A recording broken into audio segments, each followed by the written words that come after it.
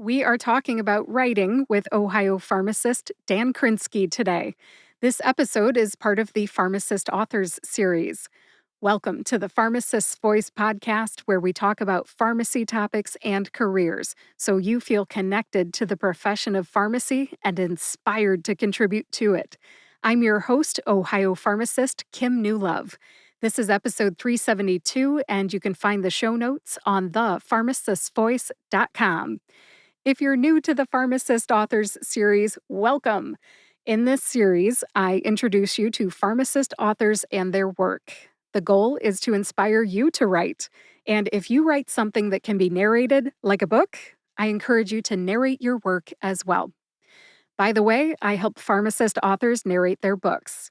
If you are interested in working with me to create your audiobook, please reach out through the contact form on my website, which is thepharmacistsvoice.com. As I looked back at all of the other episodes in this series, the Pharmacist Authors Series, I noticed that all of the pharmacist authors I interviewed came on the show to talk about a specific book or a book chapter that they wrote. Today's episode is different. Dan Krinsky has written and edited many types of professional content. His experience includes pharmacy reference books, continuing education articles, journal articles, patient education materials, newsletters, and more. He has worked as an author, a co-author, an editor, a section editor, and an editor-in-chief. He has some experience that other participants in this Pharmacist Authors series do not, so this episode is different. During our conversation, Dan reintroduces himself because it's been more than 4 years since he was last on this podcast, and then he explains how he got into writing, and he talks about the different ways in which someone can become an author. We also discuss working with co-authors, the benefits of working with an editor, finding writing opportunities, advice for new writers, and so much more. This is a lengthy episode, but there is so much great information in it. If you are interested in writing, you need to listen to this episode.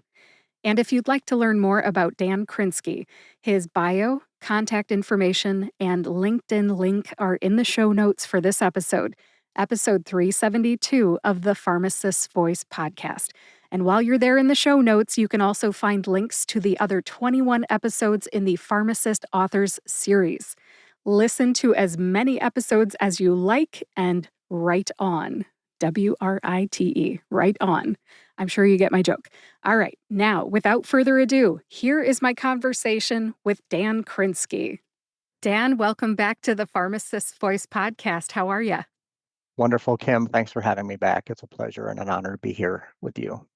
The pleasure's mine, sir. We've known each other for a few years now, and it looks like it's been 4.5 years since you've been on the podcast. It is my pleasure to welcome back one of my first guests. So thank you very much for coming back. Last time we talked about your career, it was kind of what I call a very vanilla episode where we talked about, how'd you get from pharmacy school to where you are now?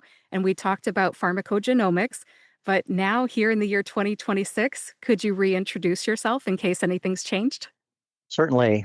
Thanks again for having me. So again, my name is Dan Krinsky.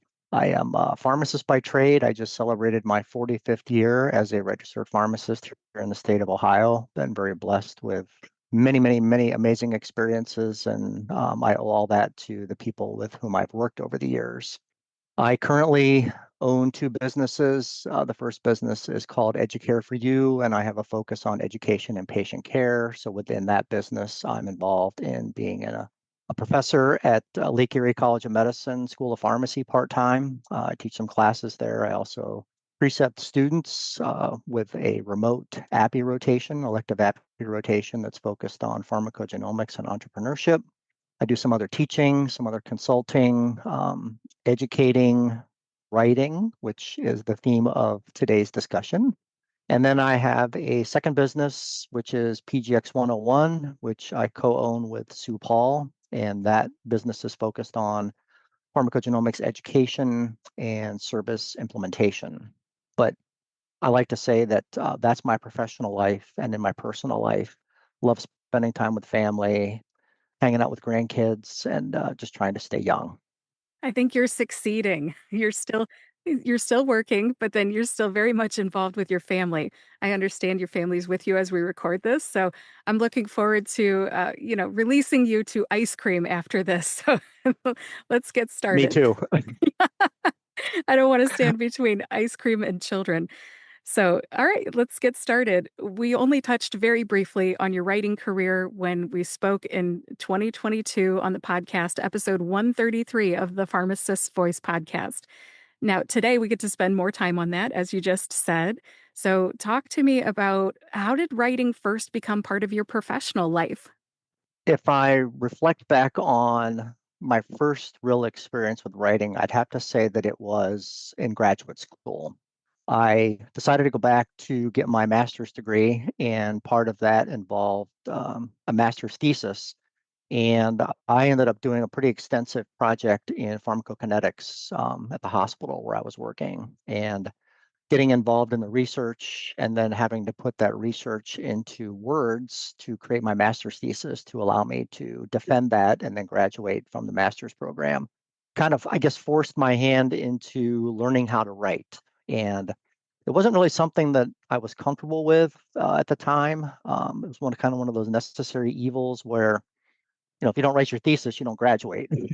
And so I worked with some faculty members, learned some of the tricks of the trade, and got some experience in writing in graduate school. And then I actually found out that I had kind of a passion for that and kind of enjoyed being able to assimilate information and put it into a document for an audience to hopefully learn from, and got involved in writing some CE articles soon after graduation, and got involved in other writing activities, and it's kind of followed me my entire career. That's a good start. You have that sense of urgency, like you have to write this thing, this master's thesis in order to graduate with your degree. Now, did you get to pick the topic for that thesis for your master's? Yes, and I worked with my professor at the university who was also spending some time at the hospital, and we decided that we would implement a new clinical pharmacokinetic service within the hospital, and that was my job as a graduate student. And I had a passion for math, and pharmacokinetics involves math, and I had a passion for ways to enhance patient care, and it kind of all fit together. And I saw some of the application of pharmacokinetics when I was a graduate student and had students on rotation, and it just kind of all came together. And so choosing pharmacokinetics as my theme for my master's project fit very well with my interest in the profession at the time. Got it. That's good that you felt passionate about what you were writing. Now, I know we're going to get to your full writing career as we continue this discussion, but I'm kind of curious right now as we are getting started. Are you a better writer when you get to choose the topic, or do you write just as well when somebody else pays you, maybe to write an article or a book about a topic that's important to them? Oh, that's a difficult question, Kim. Obviously, if you are passionate about a subject, I think you're going to invest more time into ensuring that the end product is of the highest quality. So if you have a passion for, say, diabetes or hormone replacement therapy or whatever the topic might be, then I think you're going to be much more interested in doing the detailed research and doing some fact finding, talking to people in that space to learn as much as you can. So I think if it's a topic for which you have a ton of passion, I think the end product will be outstanding.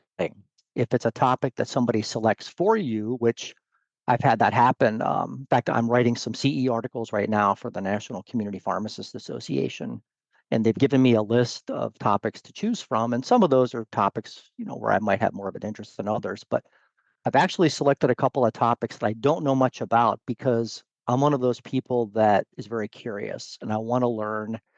And as pharmacists, we're hopefully lifelong learners. So I've selected topics that allowed me to learn more about an area of the profession that I might not have researched if it hadn't been for the CE writing opportunity. So I think, at least for me, either one of those avenues provides a lot of reward to me as a writer because I'm able to either further explore an area which I have a lot of interest or find new areas. And, you know, and I know we're going to talk about, some of the ways in which you can get involved in writing, but some of those topics where I really didn't know a whole lot about, I was able to establish and more of an extended network by reaching out to people that I wouldn't normally reach out to, say on LinkedIn, and other, academic avenues to, again, make sure that I was completely informed on the topic. So I'm okay doing either. I'll just put it that way. It sounds like passion and curiosity are two of the most important ingredients when you write. So that's good advice. Yes, and also having the diligence to do the research. And again, I know we're going to get into this in more detail, but you've got to be willing to put in the time to do the background and kind of understand where are we with this topic and what literature currently exists and to what extent is that literature of the highest quality that we can use to make decisions around patient care and where are the gaps and where are the opportunities. I can tell that one of your strengths is being responsible about the way in which you write. You want to make sure that you take all of the information into consideration before putting it out for others to consume. That's very important. And I teach at three different universities. And, one of the things that we stress to our students is that you have to be able to evaluate literature and you have to be able to sort through all the noise. And as we have seen over the last several years with the increase in AI and the increase in people using the internet for medical information, it's very important to determine, what's quality and what's not quality. And so I hold myself to a very high standard because I expect people to hold me to that standard. And I try and teach the students that I interact with that holding yourself to that high standard will only improve the way you care for your patients. I love that. I think that's very important. And as a mentor, you're in a position to be a mentor today on this podcast episode. I think that's a very good message for future writers to hear from a seasoned writer. There's a lot of pharmacists who want to do something else out there. I don't want to pick on the retail folks, but I hear it more from the retail folks than anybody. And writing is an avenue that I've heard so many retail pharmacists or pharmacists in general say that they're interested in pursuing. So, for anybody out there who's thought of themselves as a writer but hasn't jumped in yet with both feet, how do you recommend they figure out for themselves if this is right for them? So, did it come naturally to you or is it something you developed over time? How does somebody assess their readiness for being a writer? I think one of the first things that I would suggest that people do is determine what topics they feel need more evidence, need more information, maybe need a different way to present some of the current information. So identify topics, for which you feel like you're willing to invest the time to create a written product. Because if you don't have that list of topics for which you have a passion, then I think it's going to be difficult to kind of enter into this area of medical writing. One of the things that I identified early on when I was doing my master's thesis was I had a passion for pharmacokinetics, and so that led me to creating this document that I was very proud of, and a document that really helped me to initially have that experience and then kind of develop some writing skills. But I think if you're interested in getting into being an author or being a writer, find something for which you have a passion. Find out, what would be the primary audience, for which you would direct that information, and then find a mentor. Find somebody that's gone through this, somebody that can help guide you. And even if you are the sole author or the sole writer for an article, there's so many other people that need to be involved, that need to be on your team to create this end product, whether that's people at a professional association, people in academia, your friends, colleagues, former professors, whomever, family. My wife is a journalism major. And So she is a great sounding board for a lot of the things that I do because she's also a consumer of healthcare. She's a parent. She's a teacher. So there's a lot of things that she can offer to me when I'm doing my writing, especially when I'm writing for consumers. So find people that you can call upon to assist you in this process. And it's really, really beneficial to do that early on, especially if you're just getting started, because it's not just, you know, a journey that's going to be filled with all these wonderful experiences. You're going to have some ups and downs, and the first draft that you create is not going to be anywhere close to the final draft. So there's going to be some frustration built in there, and there's going to be people that provide you with constructive feedback. But yeah, having that team, having people with experience, having a mentor, and then having some ideas, I think is a great way to get started. And again, I would offer, my services to anybody who's interested in getting into the space, because it's not just because of my experience, but I've got a network of people that have tremendous experience as well, and I can bring people in that network to be there to provide support. I heard a lot of great talking points here. You said know your audience, and that is rule number one for any public speaking, even if it's in writing. I love that point. You said find a mentor. Love that. I love that you gave the call to action. Contact me. And I know people too if you don't want to work with me. And then I loved that you were kind of hinting at developing a supportive network. You were talking about how your wife helps you. And that's a really good point because sometimes we get in our own heads and we need it to be filtered through a layperson's ears to make sure that we're hitting the audience. So yeah, I love all those comments. The audience, the mentors, the supportive network, and having colleagues that you can reach out to too. Yes, I think one of the worst things that you can do is think you know everything.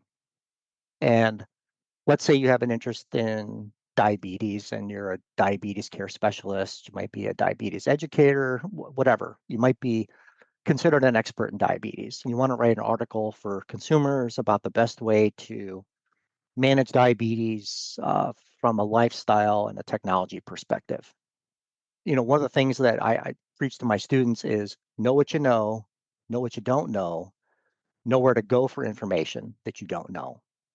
And again, that's why having a sounding board, having a network, having people, especially people that may not even be in your field, but can offer a different, valuable perspective on some of the issues. It's so eye-opening, and it's really neat to be able to have conversations with people that have those wow moments, like, oh, I never would have thought of that. And again, it makes the end product so much more valuable. We want that light bulb moment for the end user, but also we need to figure out where the gaps are. What's the gaps in their knowledge? And it's our job to fill them. And you were just talking about how a pharmacist might be a subject matter expert in diabetes, for example. So we understand this detailed information, but then writing requires us to explain that information clearly to someone else. This is exactly what we're talking about. The next question on my list is which parts of your pharmacy background have helped you prepare to write in a way for other people to understand? I think having had an opportunity to work in a lot of practice settings has been extremely beneficial. So I've worked in hospital, major teaching institutions. I've worked in community hospitals. I've worked in managed care and been a part of the quality assurance team at, this managed care organization, working in drug information, working in academia, working community pharmacy, where you're interacting with patients and other healthcare providers, working in medical publishing. I mean, I've had an opportunity to work with individuals in a lot of different practice settings, and I think that's helped me to understand the information needs of different audiences. So, physicians, nurses, even healthcare administrators, managers and leadership in community pharmacy, people outside of pharmacy that need to know more about what we do as healthcare professionals, and then patients and consumers. And I do separate patients and consumers because I think patients are individuals that have an established relationship with their pharmacist.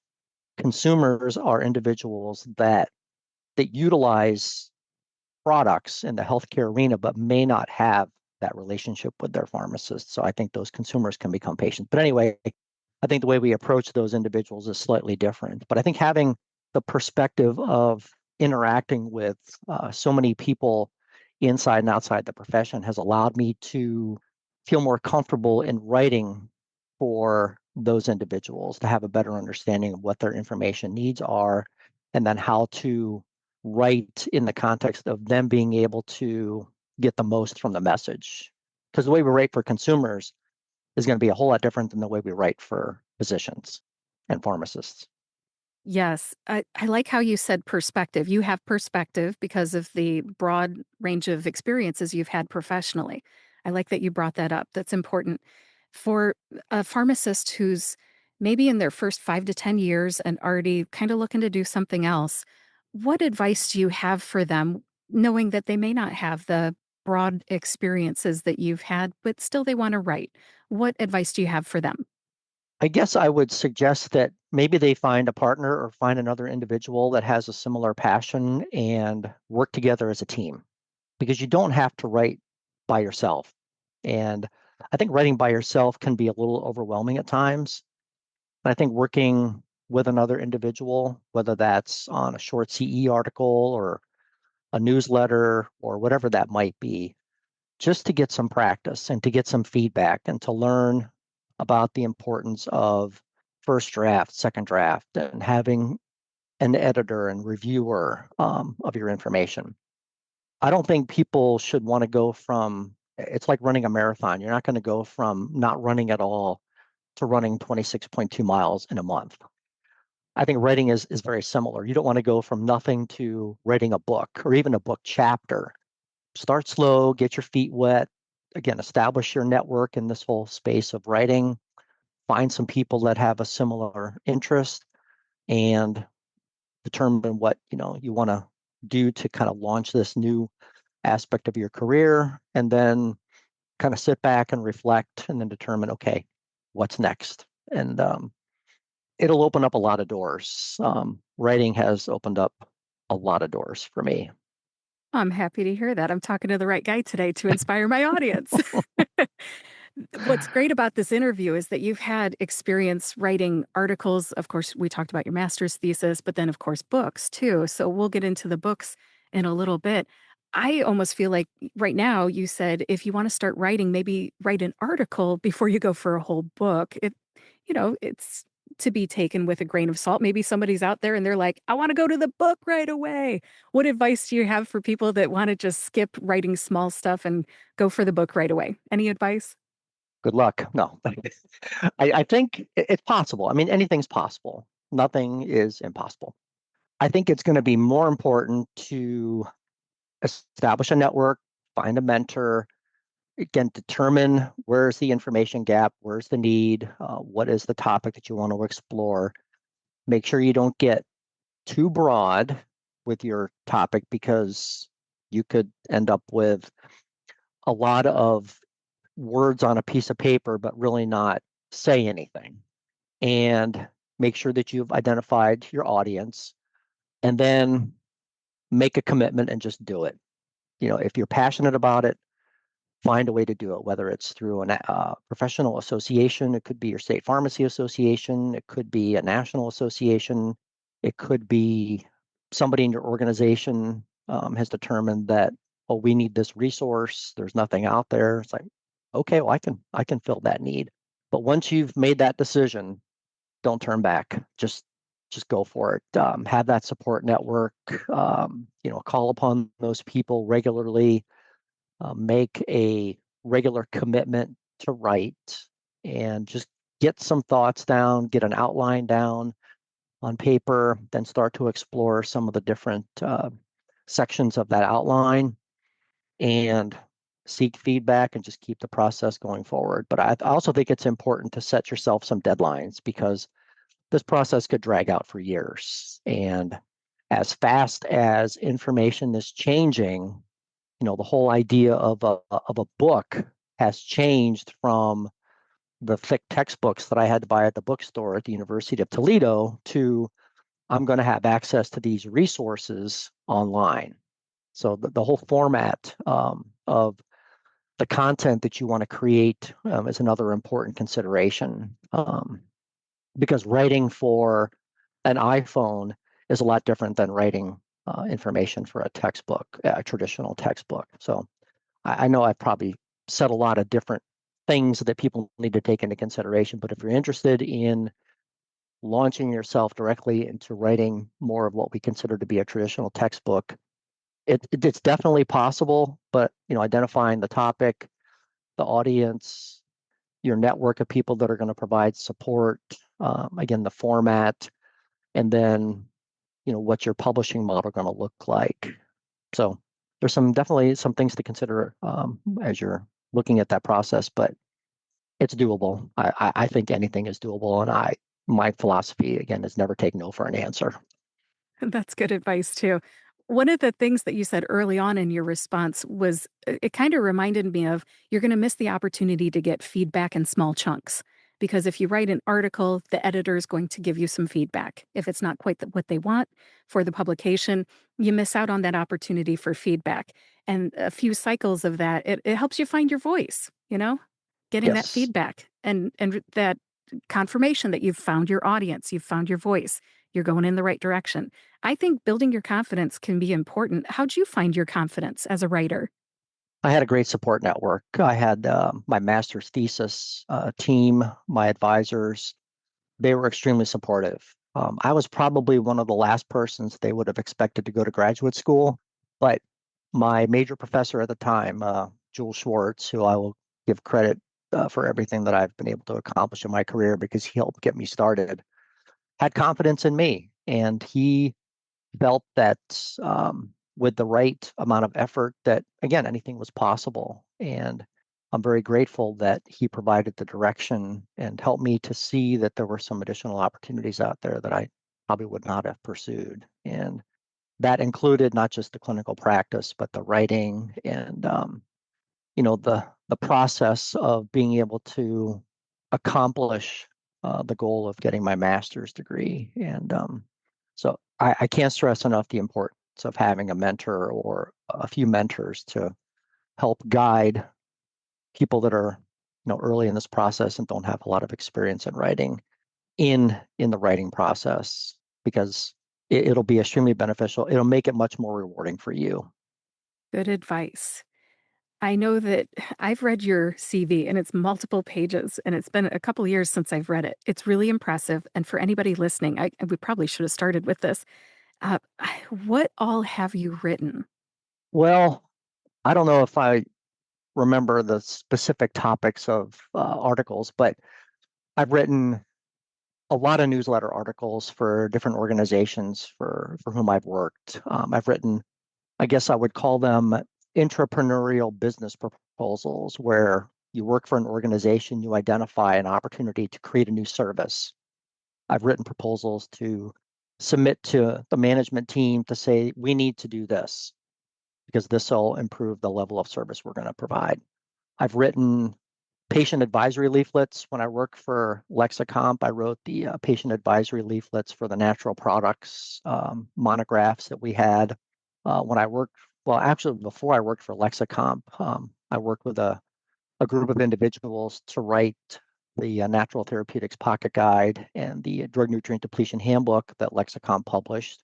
And again, working with that team of people, we all had our various areas of expertise, was a phenomenal experience. And I'll just sidetrack here for a second, but we talked about, so where does this writing lead to? What other opportunities might it lead to? And when I was involved in writing those natural products books for Lexicomp, I was working for a small chain pharmacy here in Northeast Ohio called Richmond Pharmacies, and we had just gotten into selling natural products, but we wanted to do it the right way. We wanted to make sure we're providing education to our patients, and we wanted to make sure our staff was educated. So I was involved in developing those educational materials. And through that process, Lexicomp found out what we were doing because Lexicomp was based here in Northeast Ohio. And somebody from Lexicomp said, hey, would you be interested in writing some books for us? So that's how I kind of continued my relationship with Lexicomp. I'd worked with Lexicomp before, because they did our formulary when I was in managed care. But anyway, so that was another way in which I could work for Lexicomp in more of a writing capacity. Well, one of the opportunities that came out of that was they asked me to join the Lexicomp team. So I ended up going to work for Lexicomp after that. So again, the writing has allowed me to be very fortunate to get some other experiences. So I've written consumer and patient focused information at Lexicomp, and almost every position that I've had in pharmacy, whether it's been the hospital pharmacist or community pharmacist. I've written journal articles, I've written CE articles for NCPA recently. And then I guess one of the biggest projects that I've worked on, more as an editor, but also as an author, is the APHA publication, the Handbook of Non-Prescription Drugs. I got involved in that kind of surreptitiously, but I've been involved in 5 editions now. We publish that every 3 years. And so I work with an amazing team of associate editors, authors, reviewers, and then the team at APHA. There's probably over 200 people that are involved in this to create this pretty amazing resource that's out there on over-the-counter products and self-care. So I've been involved in writing for different audiences at different points in my career. And through those experiences, I feel like I've been able to better fine tune my writing. And I'll say this now and I'll probably repeat this. Writing is one of those skills that I don't think is ever perfected. There's always a way to improve the way in which you write content, write information, whether that's through the editing process, whether that's through being able to fine tune the information for your audience. I never feel like I'm anywhere close to creating the perfect documents. And I think that's what motivates me is it's kind of like playing a sport is rarely do you ever see perfection. And there's always something that's driving you to do better the next time. And so each time I write a CE article, I try and do better on my first draft after, having learned some things from previous articles. But it's interesting when I think I've done a better job with my first draft, I'll get feedback. It's like, oh my God, this is there's so much here, but that's okay. It's all part of the process. And again, my goal is to create an end product that best serves the audience. A lot of pharmacists are perfectionists. Do you feel like you have that in you, or do you allow yourself to say 80% is good enough or 95% is good enough? I'm never gonna settle for anything less than 100%. That's always the goal. Now, I know that it's not achievable every time, but again, when you're writing, you're usually working with other people, and so it's kind of like consensus decision making. Sometimes there's some give and take. I might write an article and I might want to include some additional information on a specific topic, but yet the people that are in charge of publishing that, let's say just say it's the National Community Pharmacists Association, if they don't feel that that section of the article is best for community pharmacists, they'll come back with a comment that says, remove this section or change this section, where I might have thought, man, this is great stuff.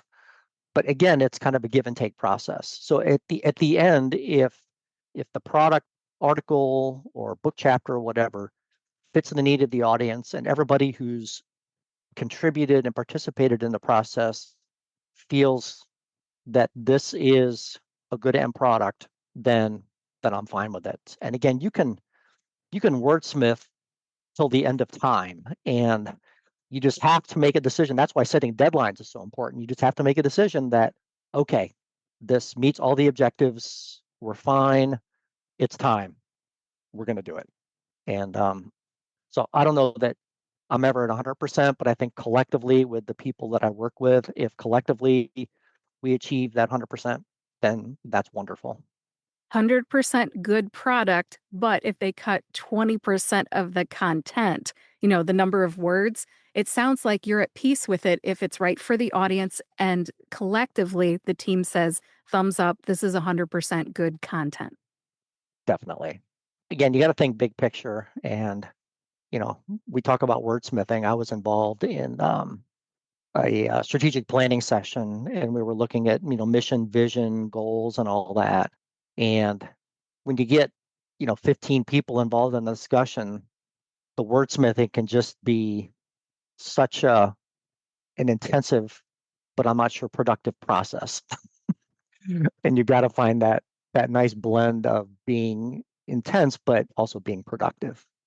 I get it. I am one of those people who, when she discovered ChatGPT, I was like, I don't know if ChatGPT is right on this. Like it could argue with me forever about its style, and its style is not my style. It tries to understand my quote voice, but I am me. And I think you're right. Like you could wordsmith it based on each person's writing style, personality, the phrases they prefer, etc. But yeah, when the deadline comes, you just got to say, "Okay, we're all good with this. That's fine." And you let it go.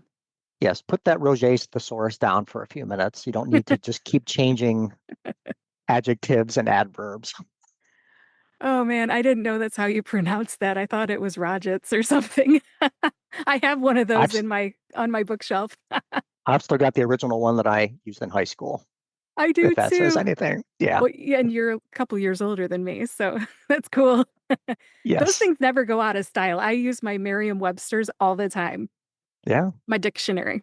Hmm. Yep, I won it in an essay writing contest in high school. I won that thing. I will never get rid of it.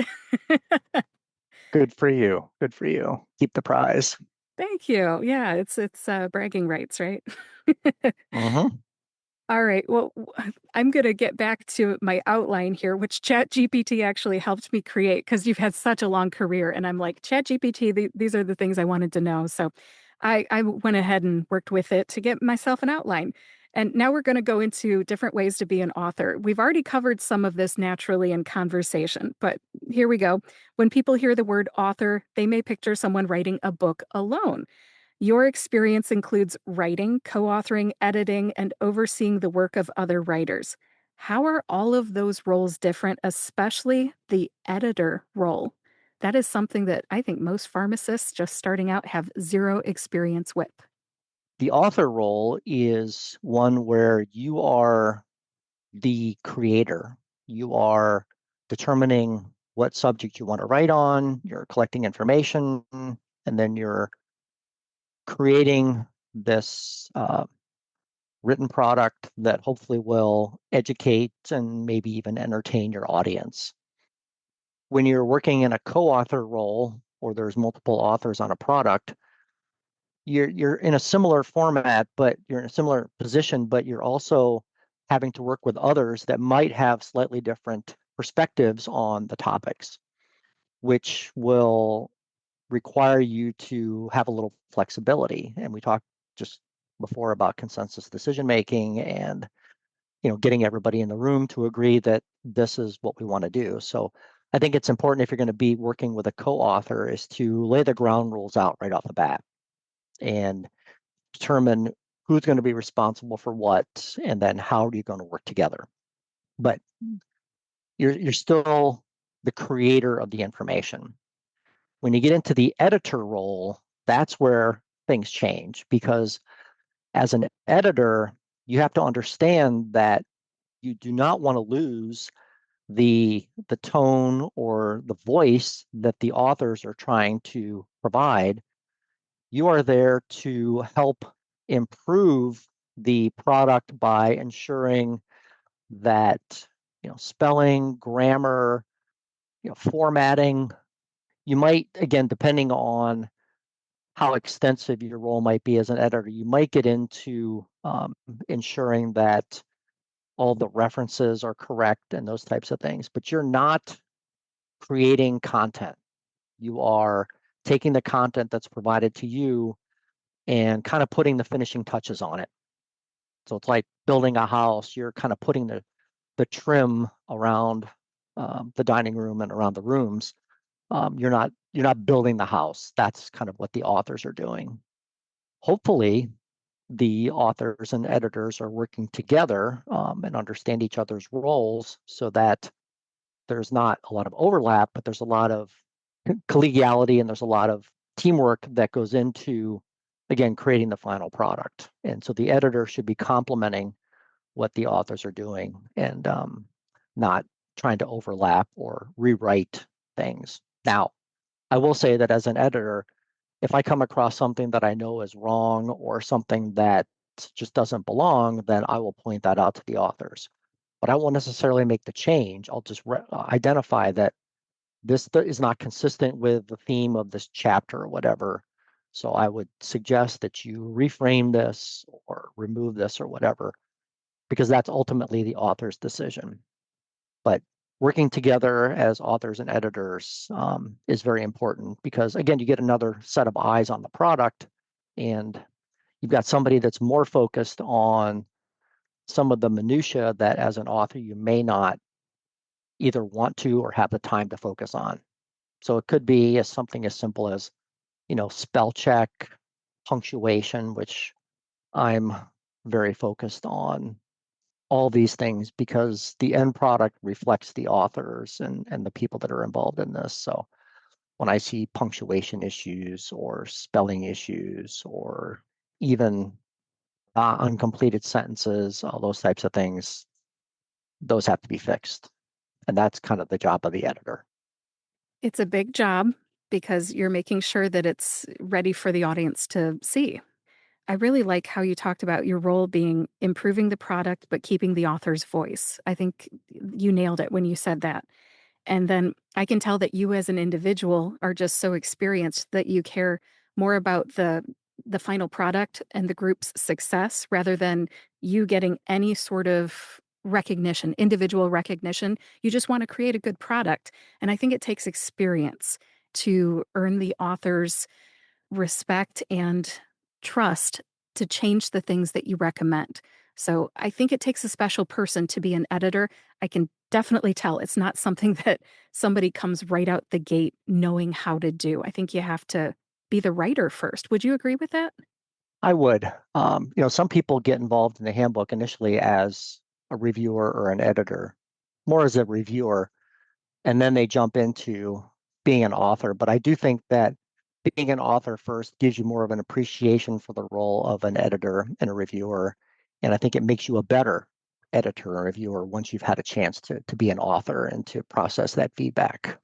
I do think that, editors provide a very valuable contribution to the whole process, ensuring that there's no excessive use of jargon or unnecessary words. Because some people feel like, I've got to write a 5,000 word article. And then they just start saying the same thing 3 or 4 times, which it's just extra words that have no meaning. And that's, another area where editors can provide some feedback, ensuring that there's not misinformation or ensuring that the paper is well organized. So again, the editor is very important in the process. I hope I'm not using excessive words on this podcast episode. No, this is completely different. It's a completely different avenue of communication. And yeah, no. I'm just joking with you, Dan. But it's so funny though when you read, drafts of articles from people that don't have a lot of writing experience. You'll read and then you'll get a couple pages into it and you'll read basically the same thing they said on page 2, and then they'll rephrase that and say it again in page 6. And again, I think they're just trying to fill pages with words versus actually trying to convey a message, which sometimes can be done in 1,000 words and doesn't need 2 or 3,000 words. As a audiobook narrator, which is something that I do, it takes me, I'm trying to think, 5 minutes approximately to read 500 words. And I don't know how fast people read, but it's, people don't always have time. They need you to be brief, get to the point. So it takes an editor sometimes to give them that nudge to remind them that, like, let's not bury the lead here. Let's get right to it. People are busy and they need the information. Yes. Yeah. And that's especially true for certain audiences. If you're trying to educate consumers, you got to get to the point. You got to be quick. You got to be informative, have to be accurate. But the attention span of a lot of people today is so short that even a one-page document for some people is too much. Just give me the condensed version, give me 3 to 5 bullet points, and that's all I have time for right now. Yes, I have put things into ChatGPT that I've had to read, and I just really don't have the time. And I'll say, summarize this and put it at a fifth grader's level because I just honestly don't want to work too hard to understand something I didn't understand in the first place. So that can be really nice. But of course, we have to review ChatGPT for errors because it can sometimes create them. But yes, I understand what you're saying. Like, make sure you get to the point. People need this information. Yes. Dan, you are different from the other pharmacist authors in this series because you have co authored textbooks, I believe. These are the Natural Therapeutics Pocket Guide and the Drug Induced Nutrient Depletion Handbook. Those, I would consider them textbooks, right? I mean, how would you consider them? Yeah, I don't know if they're considered textbooks. I consider a textbook more of a resource that you use in academia, and these were used more in clinical practice and community pharmacy practice. So they're more of a point of care handbook or resource. If I think about the traditional drug information handbook that Lexicomp used to publish, it was a handbook that initially would fit in your lab coat pocket. You can carry it around on rounds with you and use it as a resource to answer questions. That was the design of both of those resources, but they were printed in the same size as the drug information handbook so that they could be a pocket guide, even though they were fairly thick, for any healthcare professional that wanted some additional information on natural products. And being able to, again, format that in a way that we knew primarily pharmacists were going to want the information to be used at the point of care. So they didn't want a whole lot of paragraphs. They wanted fields of information with 1 or 2 sentences in bullet point format that allowed them to go to the echinacea monograph, for example, and look at the side effects and look at the drug interactions and be able to pull that information out in 5 to 10 seconds so they could answer the question and then move on to their other activities. Writing for that point of care audience is a lot different than, say, writing a chapter for the handbook of non-prescription drugs where students are going to use that as a reference to be able to learn more about over-the-counter products, and to be able to answer examination questions and complete case studies. So the format of the information, again, was different based on the intended audience. So I wouldn't consider those 2 publications with Lexicon to be textbooks as much as they were more point of care resources that were in print format, which is now completely out of date. Everything's on a smartphone. Yeah, I know, right? It's it's different from when I graduated even in 2001. I had the Handbook of Non-Prescription Drugs and I had my drug facts and comparisons, the printed version. I mean, I had to update it every month. Kids these days don't know how good they got it. I'm just saying. But yes, I know things were different. Yes. What's interesting is that the format of those 2 publications was one that was easily transferable to technology because it was already in kind of bullet point format. So we could create those fields. And if you're familiar with how to navigate those resources on your smartphone now, you just couple of taps and you're within a drug interactions field or you're within an adverse reactions field, or dosing field or whatever. So we were able to design the print publications in a way that moving over to electronic databases was relatively easy. Awesome. I know that I was happy to pay the fee to get the reference. So, I mean, it's very valuable, valuable information. I'm curious about how much these apps cost. Do you happen to know off the top of your head how much these cost? I don't, but I don't. So I'll take a different perspective on this. So I firmly believe that there's certain resources that pharmacists should have available to them to be able to answer questions, to validate information, and to, again, be able to provide the best level of care to their patients. So I look at these as investments. It's an investment in your career. It's an investment in your patients, in your profession. So some organizations I know provide access to resources like vaccine comparisons or what's now called Up to Date LexiDrug, used to be LexiDrugs. And if I'm not mistaken, I think it's a few $100s to subscribe to the online version every year. Um, I subscribe to a couple of resources through Pharmacist Letter. So I get Pharmacist Letter, and then I get the Natural Medicines database, the NatMed Pro database.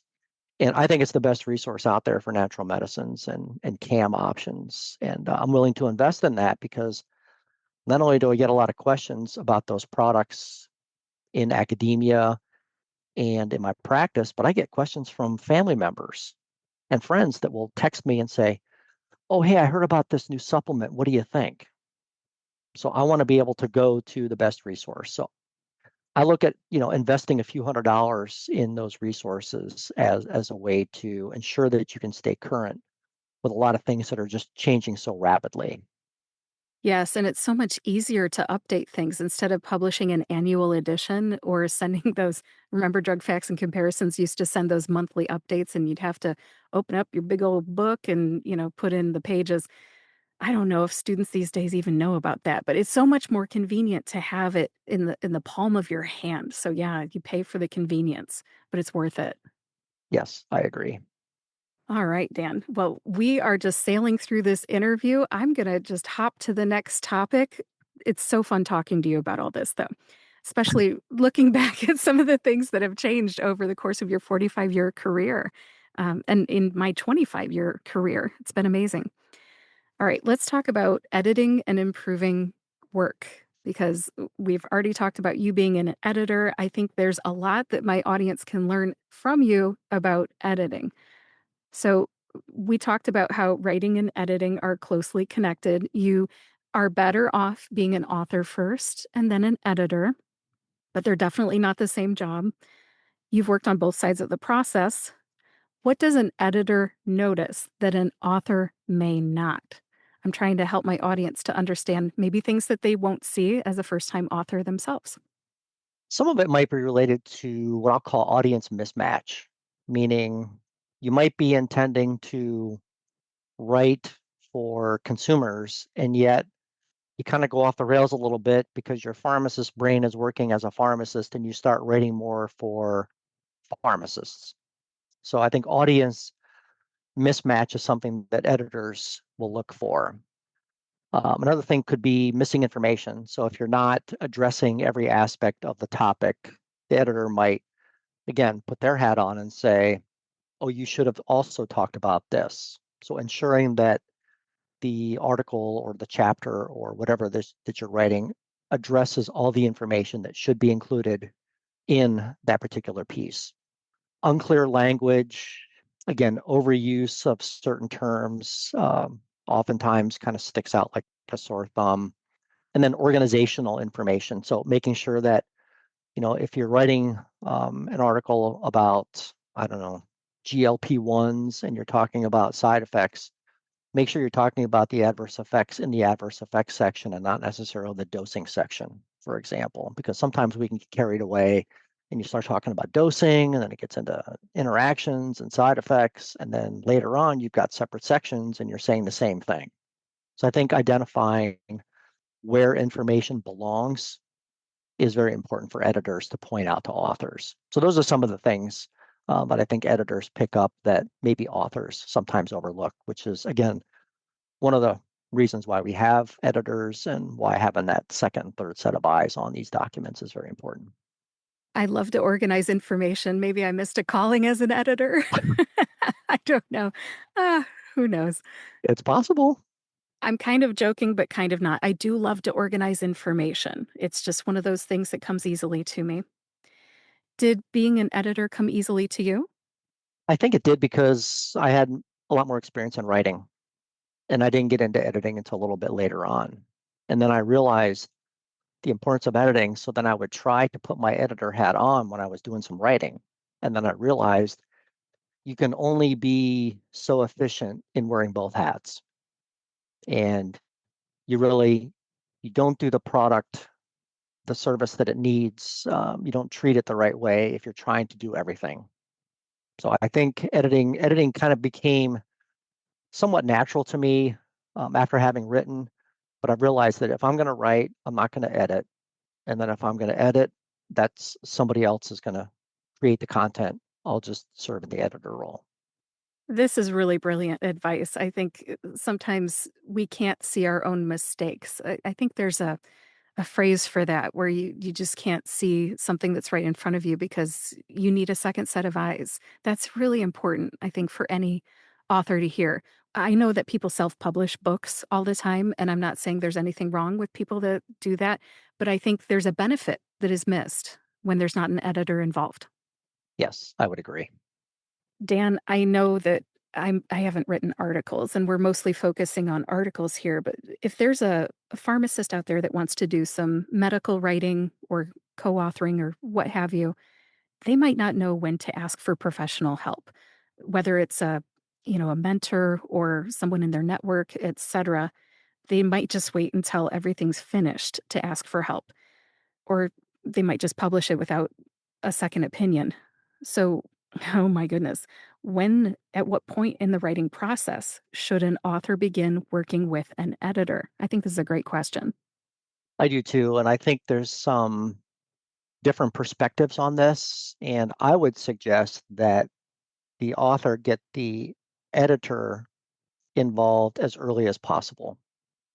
I think the editor can provide some perspective on audience, scope of the topic, organization, how to, get the information and, have it flow in the outline or whatever formats. I think the editor might be able to help the author get more organized and get more focused early on because it'll be from a different perspective, a different mindset. So I think getting an editor involved early on can be very beneficial. And then as they work together, as the author is preparing maybe even just a detailed outline, the editor can provide some feedback on that. The first draft, you get the editor feedback, final draft. So I think every phase after that, there's the relationship that's already been established between the author and editor or editors that will help the author through the process. So I think early on can be very beneficial.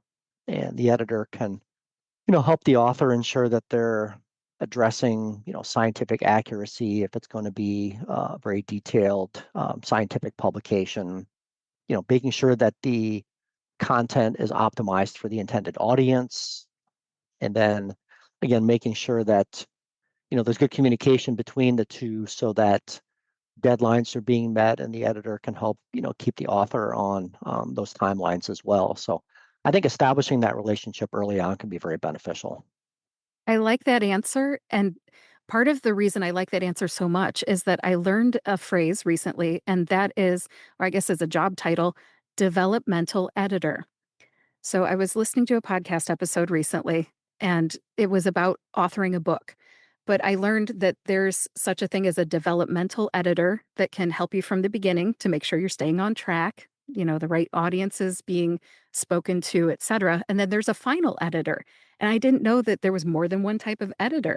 Do you feel like you have been more of a developmental editor? Because it kind of sounds like it, or more of the final editor, or do you have experience with both? I've experienced with both.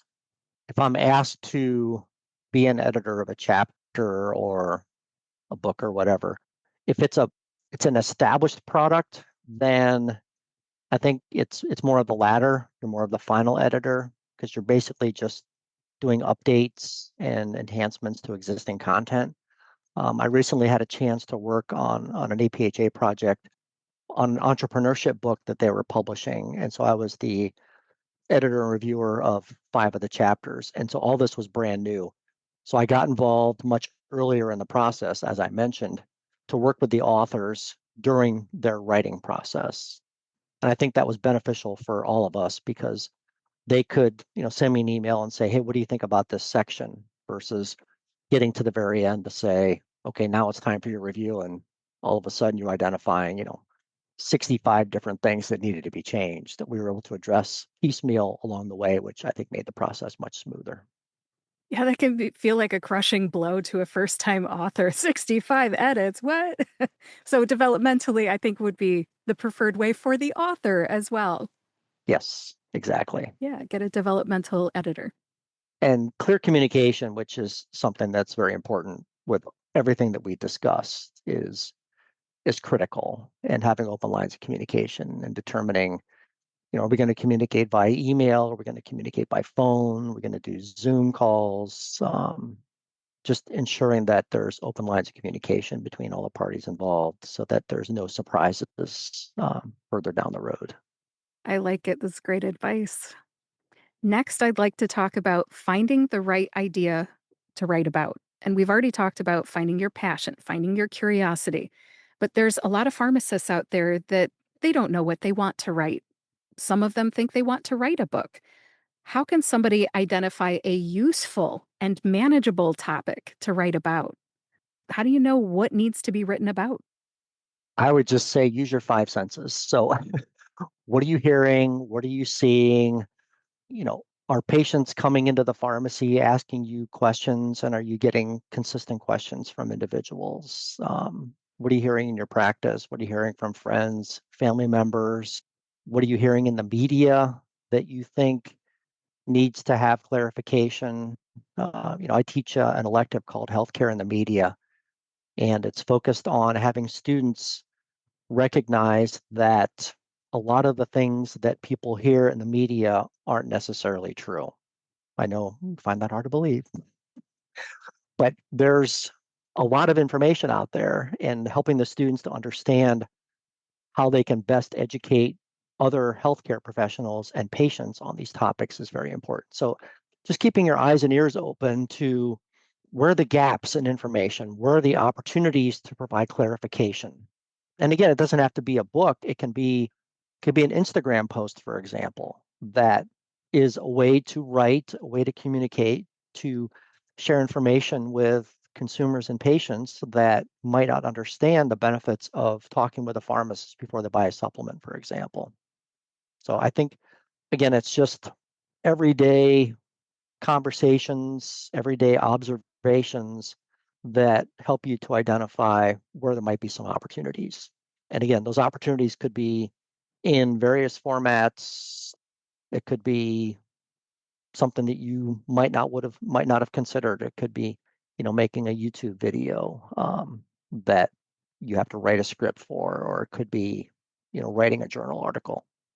Hard to say, but there there are plenty of opportunities out there to get involved in writing something for someone that has value. I like that you're basically saying find out what people are paying attention to and write about that. Yeah.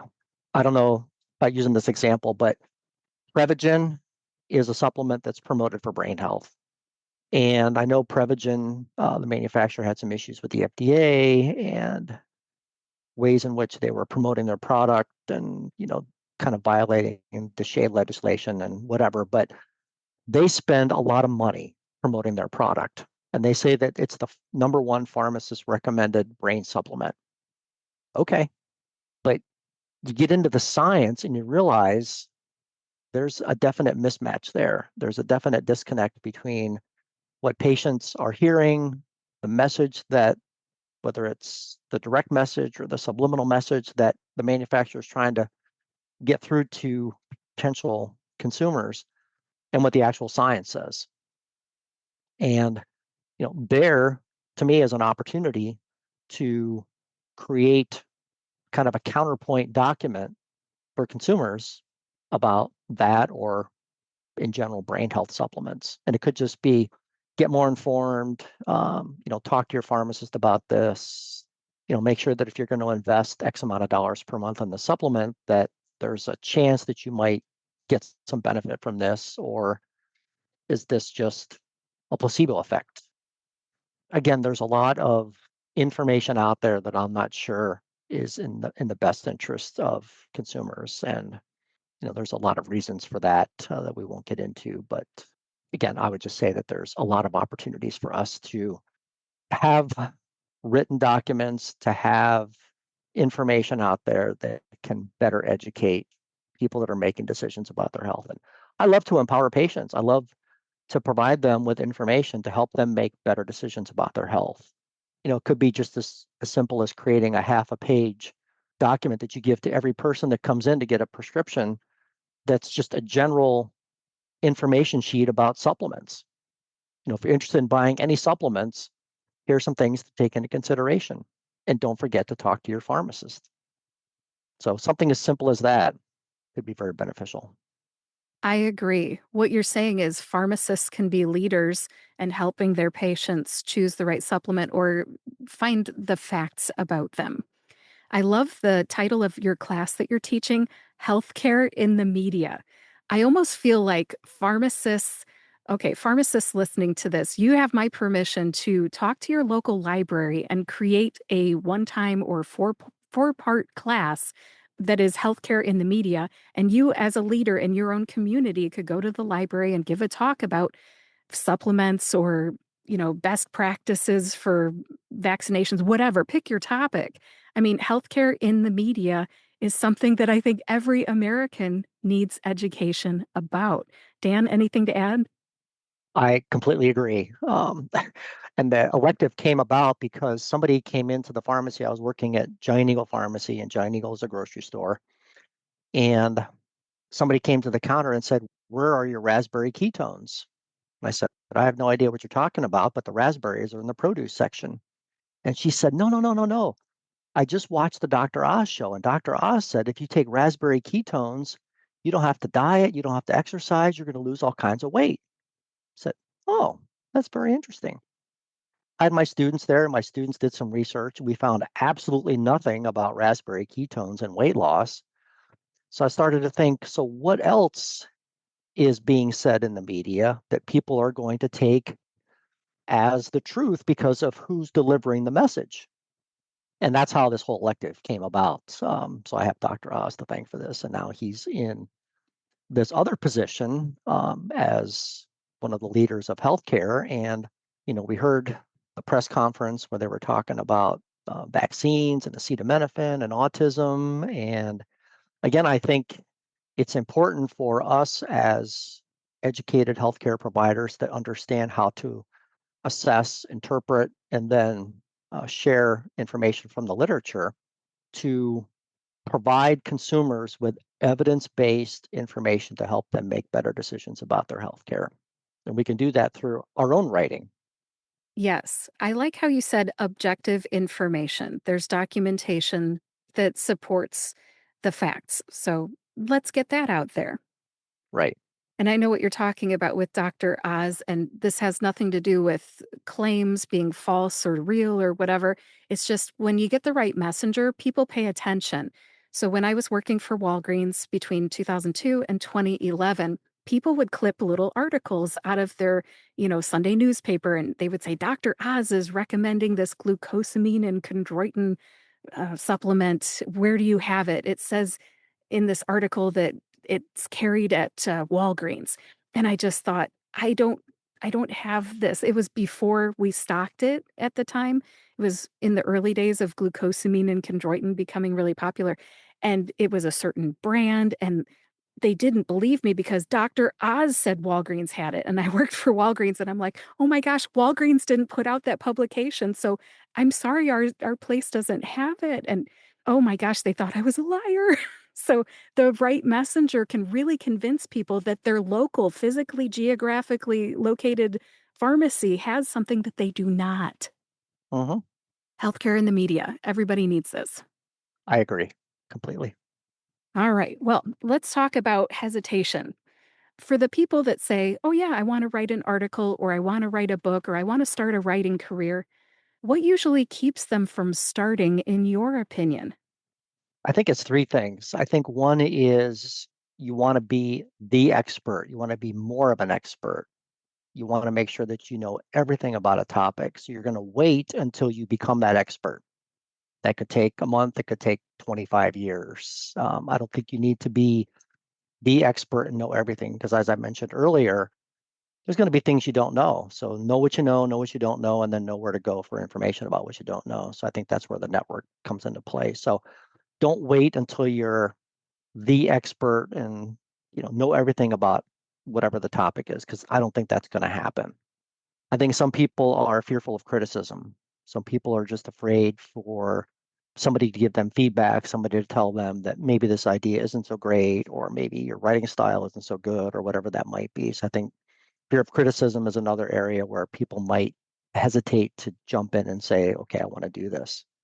And then just lack of structure and organization. I think a lot of people struggle with being organized and being able to create an outline. And that might be where some of the AI tools can provide some really great initial information. Is if you've got an idea, put that idea into something like ChatGPT and say, just give me an outline of what an article might look like for pharmacists on this topic.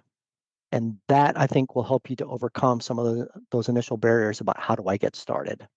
So I think those three things, don't get caught up on being the best of the best and being the expert. Don't be afraid of criticism.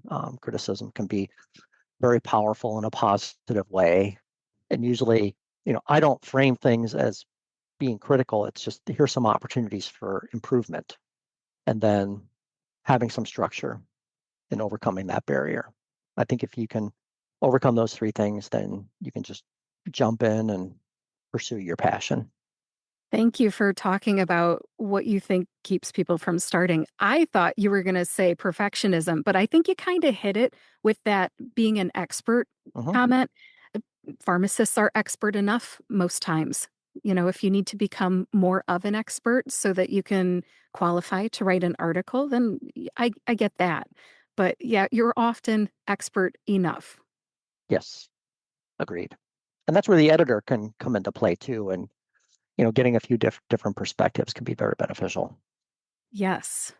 It's a confidence building thing too, I feel like, to have an editor or to have the right editor, because they'll tell you, yes, you're expert enough. And they may criticize, but they may put it in a way that it's not as fear mongering.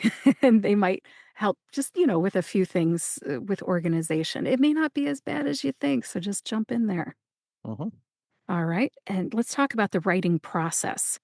Getting a writing habit. It can be something new. And a lot of us, darn it, we don't like to start something new. So what advice do you have for aspiring pharmacist authors for writing? It gets back to the organization piece. If you're interested in becoming a writer or an author, you need to make a commitment and build this into your schedule like anything else that you would build into your schedule. And for a lot of people, this is going to be kind of a side hustle, which means you're probably not going to be doing it at work if you work a traditional 40-hour-a-week job, which means that in your quote unquote free time, you're going to have to commit time to this activity.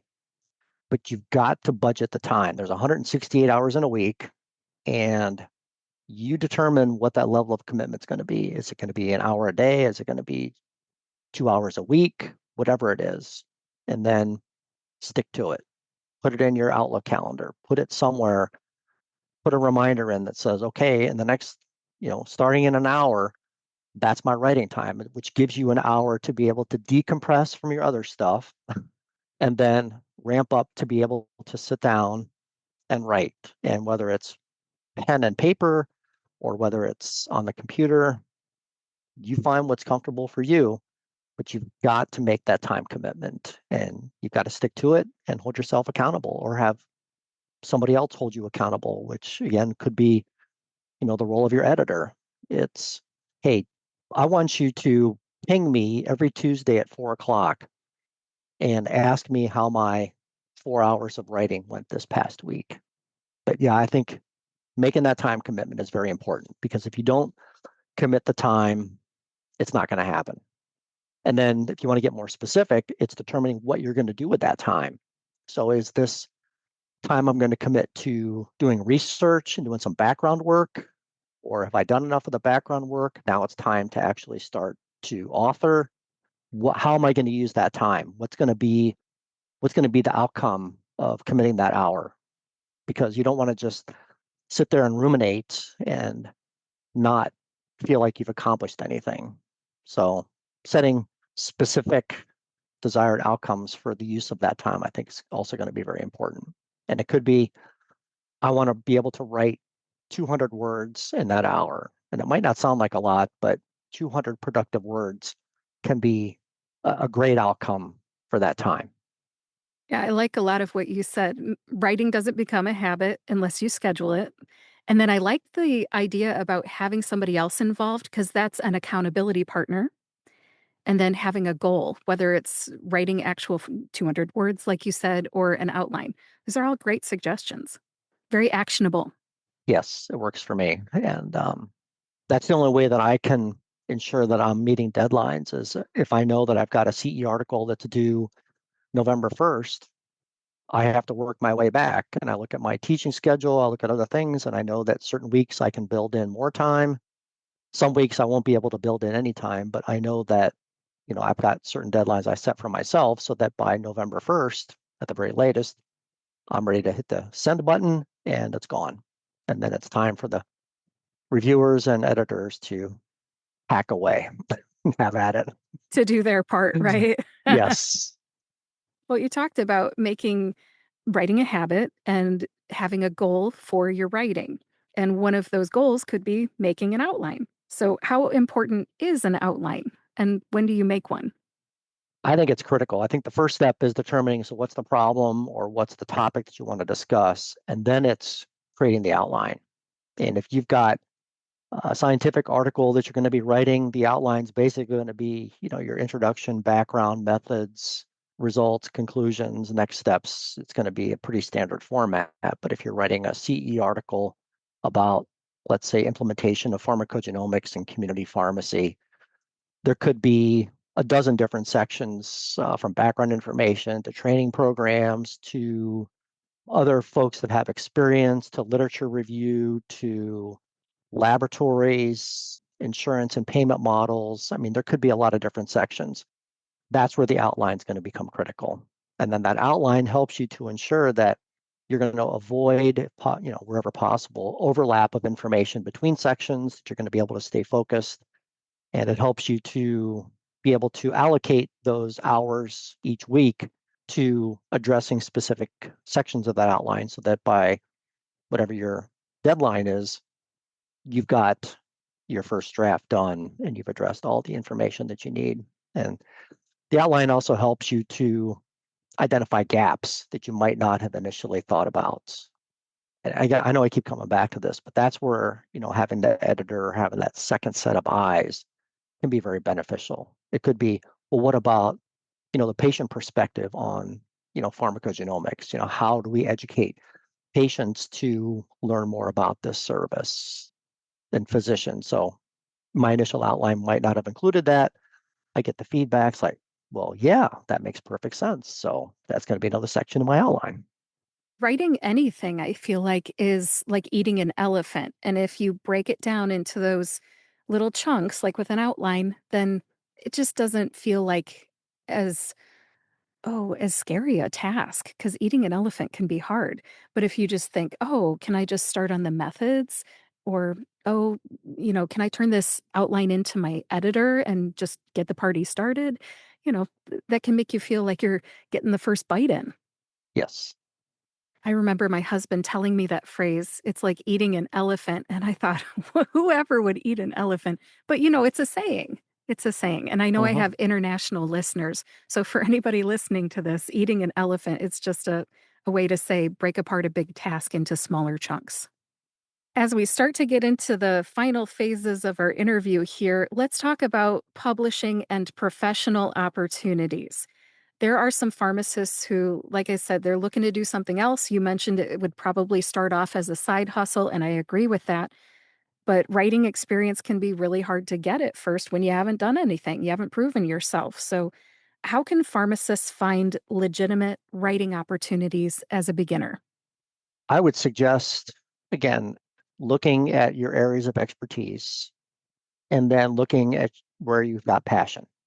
So that could be with certain drug classes, it could be with disease states, it could be with advocacy issues. It really doesn't make any difference where it is, but identify where your strengths are. And it could be that you look for potential clients like professional associations or colleges of pharmacy, health systems, community pharmacies, CE companies that are always looking for people to contribute, consumer health websites. So it could be NPR or AARP or something similar to that. There's a lot more focus on digital health companies now. So companies that are involved in technologies like the smartwatches, they might need companion articles to help educate an audience on the benefits of those types of technologies in healthcare and disease management and prevention and those types of things.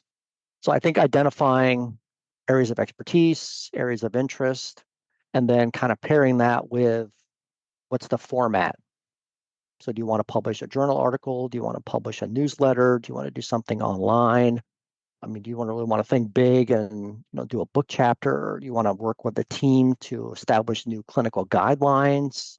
There's really no limit to what some of these opportunities might be for somebody who's interested in getting involved in writing and finding a place to get started with these new technologies, with social media, with smartphones. There's so many different ways in which we can deliver this information.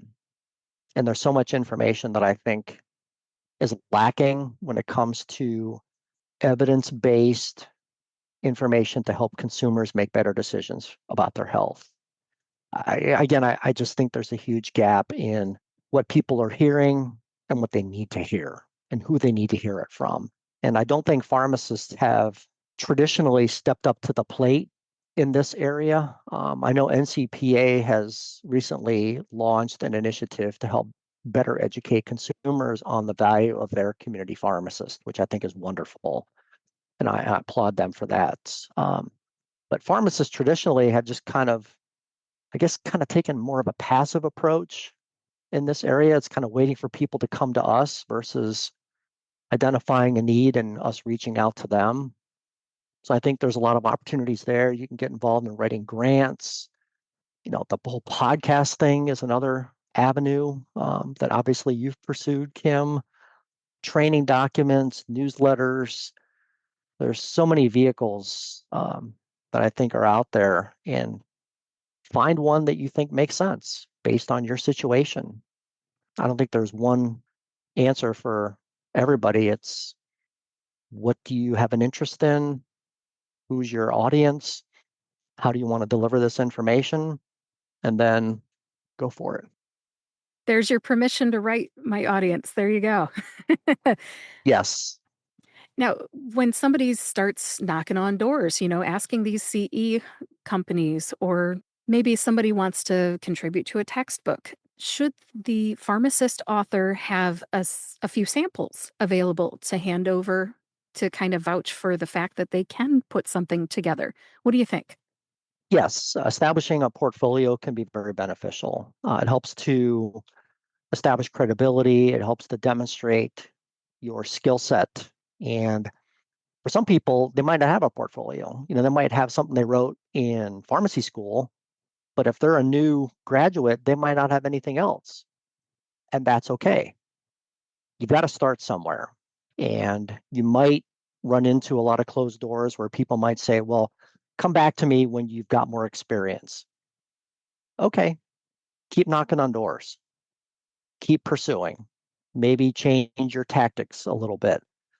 But eventually, if you're persistent, you'll find somebody that opens that door to say, yes, I think that's a great idea. Let's pursue this. So I think having a portfolio can be beneficial, and having examples of your writing, whether that's you could have done a journal club in pharmacy school. Maybe you've done CE articles. Maybe you've written grants, blog posts, whatever writing you feel represents you in this new role that can help you establish credibility and establish a relationship with this audience that you're trying to pursue can be very beneficial. So yes, I would recommend establishing this and then It's kind of like your CV. Make sure you keep it updated. So if you've written a new article, make sure you've got that in your portfolio. Yeah, that's good advice. Going back to organizing information, I think this is one of those things that a pharmacist, author, or writer should take seriously. Get yourself a binder, get some of those Clearview top loading page protectors and, write something, print it out, put it in there. I know we all have computers, right? I know. And you can keep it, of course, as a PDF somewhere in your computer, but sometimes having that thing physically there and, like looking through how many times did I write a blog post? How many times did I write social media posts or captions for Instagram posts? How many times did I write a legit CE from start to finish? Like, see what you gravitate to. Sometimes when you look on your computer, the number of files that are showing, it's different when you see it with your eyes on a computer compared to the number of things that you see in a binder. You can see 15 pages compared to, oh, I've only done one of these other things. The heart wants to do what it wants to do. So I recommend that, you keep it organized and where you can find it and where you can scrutinize what you gravitate to. Dan, anything that you want to say about that?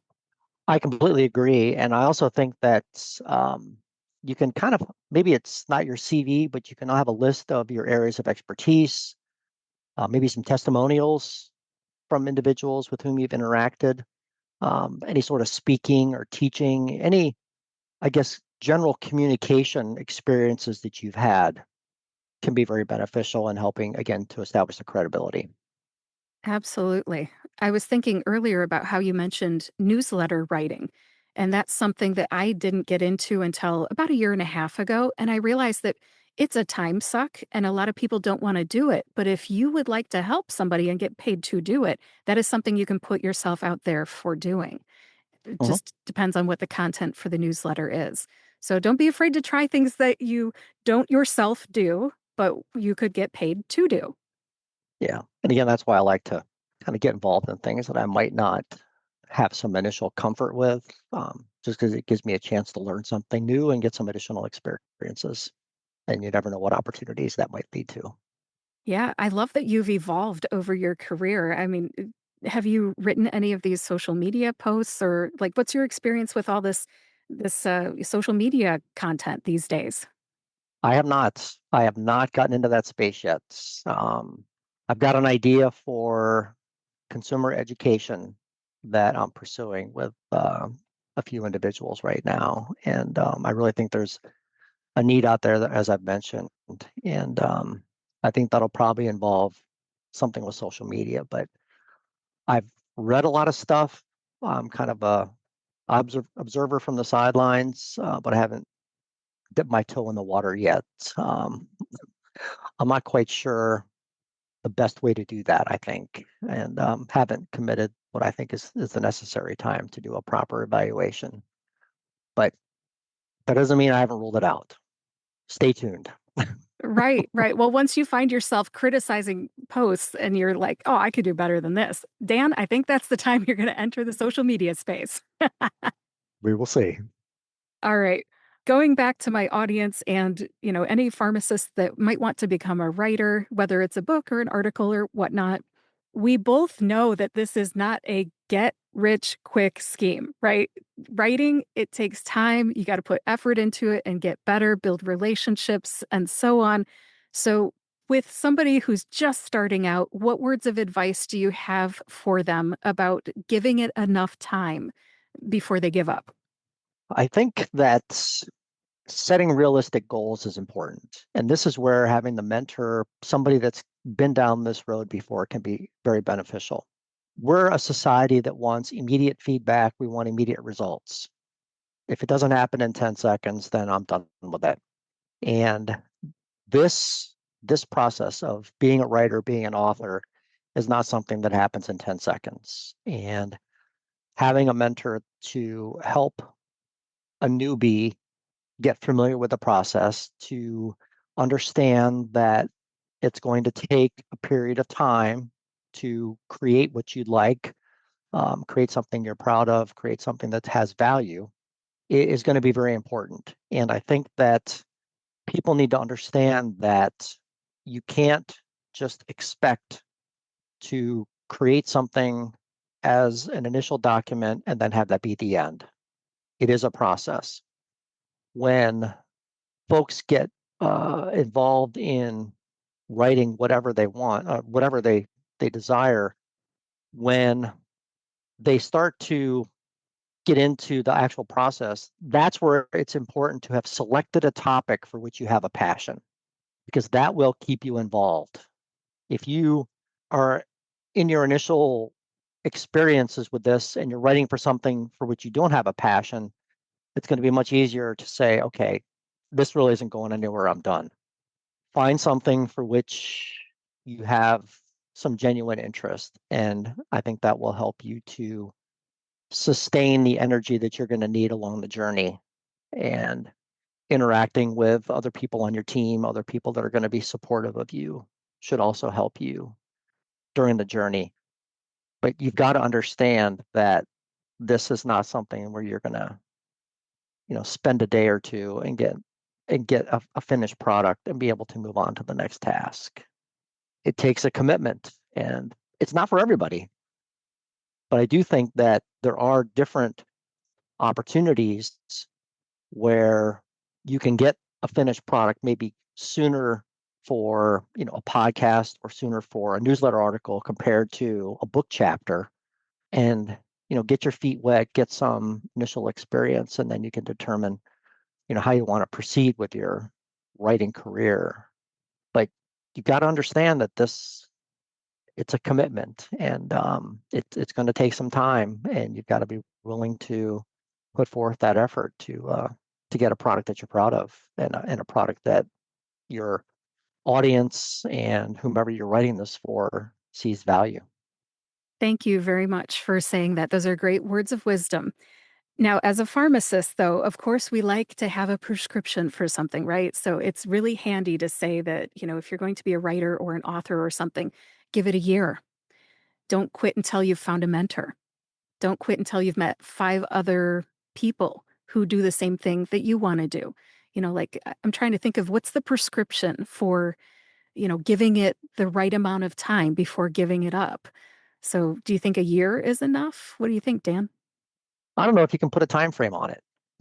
If you decide that you want to start writing a newsletter for a local health club, for example, that could be something where you set yourself a deadline for 30 days. I should be able to write my first newsletter article about, GLP-1s, since they're so popular and health clubs also focus on weight loss. I should be able to do that within 30 days. If you're doing a book, that could be 12 to 18 months. So I think a lot of it depends on the project, which is why I suggest maybe starting with a smaller project versus jumping right into, doing a book or a book chapter, because we do need some more immediate feedback on how this is going to work out. So I don't know that you can set a specific timeline in general, but I think for each project, you can set yourself deadlines to say, this is a reasonable amount of time where I feel like I'm going to be able to make the commitment, see the results, and then determine if I want to continue on this journey. Okay, so the answer is there is no exact prescription, and that's good to know too. In my opinion, yeah, I don't see the prescription for this. Your opinion is what counts in this podcast episode. I just wanted to hear what you had to say. Because you know how, like you were saying, people have short attention spans these days. And just giving them a heads up that if you want to try it, first you got to write something, you got to develop the habit, you got to give it a try. And depends on how long the project is. There's a different set of variables for every project. Even social media posts, like I said, I haven't really gotten into that space, but I just equate that to, let's say you got an email from somebody and it really got you all upset, and your immediate response is, I got to vent, and then you say, type something up, and then you hit the send button and you realize, man, that was a huge mistake. So I always digest it, process it, create a draft of my response, revisit that, and give myself 24 hours to kind of let that anger phase wear off. So even social media posts, in my opinion, they're more reactive than being thought out. And I think if we're representing ourselves as healthcare professionals in a social media post, for example. Think about the ramifications. Think about the consequences of your actions before you decide what those actions are going to be. So I would even suggest, kind of the timeline for social media posts should be longer than immediate reactions. Because again, you don't know who you're going to affect in a positive or a negative way. And the last thing you want is for something to jeopardize your career because you didn't think through the consequences of what you were writing. That's excellent advice for anybody on any topic, not just medical stuff. Yeah. These days, I think Mm-hmm. people have knee-jerk reactions. I think it just happens. I know I myself have gotten criticism from my other podcast, my local podcast. Somebody was saying, "Oh, how come you didn't cover this topic?" In fact, I had within the top 10, the first 10 episodes of the podcast. And I got the phone out, I called her, and I had a knee-jerk reaction, and she didn't pick up, and I left her a strongly worded voicemail. And I said, I did cover this. And in fact, I'll make sure to include that episode in my newsletter so that everybody is reminded of it. And, me having what I think is a strongly worded voicemail is probably like uber polite because I'm from Ohio and we're polite, aren't we, Dan? But, Mm-hmm. anyways, knee jerk reactions happen. And that's the point of my little story here. Yep.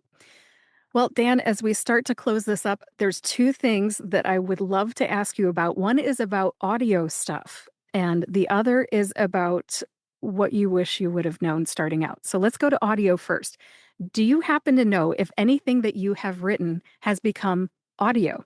Has it become a podcast or like a computer reads it somewhere? Or has your book become an audio book, your two books? I'm not aware of anything that's become audio. It may have, but I'm not aware of anything that's become audio. And I haven't really thought about creating content for audio books, but interesting concept. And as we think about all the different ways in which we can share information, it makes sense that we give some thought to what are the opportunities with audiobooks for consumers and patients and healthcare professionals. So yeah, I think there's opportunities out there. I just don't know that anything that I've done has been transferred to audio. Okay, and you've never narrated any of your articles or parts of your books or anything? No, Okay. I have not, Okay. but I'm willing to try. Okay. Well, hey, I'll hold you to that if you ever come out with something that I think needs to be in audio. I'm trying to inspire my audience to not only write, but if they ever have the opportunity to narrate it, I want to encourage anybody listening to this to narrate your work because a lot of people out there love audiobooks and audio content. Yes, maybe someday soon. Okay. Well, and if you ever need help with that, Dan, I'm your girl. I'll help you out. All right, excellent. All right. And then the final question that I have here is looking back at your career, you've been a pharmacist and an author for decades here. Looking back, what would you have done differently? So, what would you have done differently? And what advice do you have for aspiring authors? Probably would have paid more attention to the writing classes I had in high school because again, I thought of myself as more of a person who was interested in math and sciences versus English and literature and poetry and all that. But knowing what I know now, if I'd have paid more attention, I might have gotten more involved in writing earlier. It's hard to say.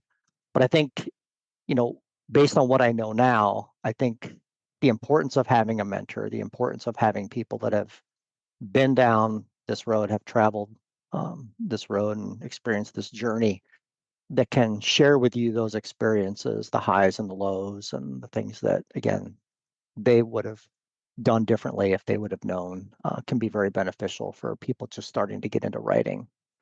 Be patient. Don't let the lows get you too low. There's going to be frustrations. You're going to have writer's block. You're going to have times where you're going to get feedback and it's going to get you all upset because you're going to think that everything that you did was for naught because you see a lot of, I like to use a red pen with my papers. But it's all part of the process. It's all part of learning how to be a better writer. And the more experience you get, the more comfortable you're going to get with the writing process, with having interactions with other people that are helping you to, accomplish your goal of, creating documents that provide value to the profession. Don't be afraid to reach out to people with questions. Again, LinkedIn is a great resource. There's thousands of people on there. Don't be afraid to reach out to people that aren't in pharmacy that can provide some feedback. As I mentioned, my wife, being a journalism major, she's very quick to provide feedback to me on some of my documents. Usually it's very productive feedback. Sometimes it's what I would expect as far as comments and feedback. But again, it's very helpful, and enjoy. I don't do anything now in my career unless I'm working with people that I enjoy working with, and unless I'm finding ways to advance the profession and make it better for the next generation of pharmacists. And I think that you've got to enjoy the journey. You've got to enjoy what you're doing. And if writing's for you, great. If you get into it and you realize that maybe this isn't the best thing, I can channel my resources and do something else. Maybe it's speaking, maybe it's service projects, whatever that might be. Find your passion and pursue it. But for me, writing is one of my passions. I feel like I can give back to the profession in a way that is fairly unique through some of the opportunities that are provided to me. And I enjoy the process. I enjoy the process. I enjoy the outcome.